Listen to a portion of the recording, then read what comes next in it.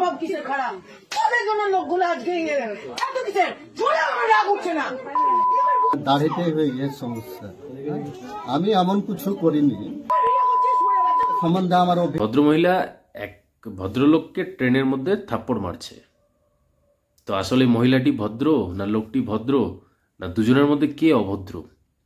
মহিলাটি দাবি করেছে লোকটি তার বুকের ভিডিও করছিল, আর লোকটি বলছে আমি কিছুই জানি না।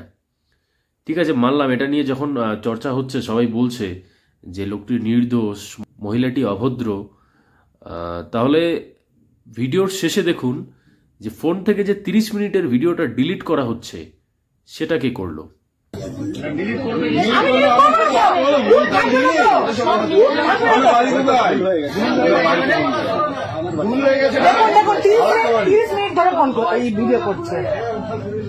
আমি এই জন্য ভিতরে বলতে চাই না, আমি সবসময় বাইরে বসি।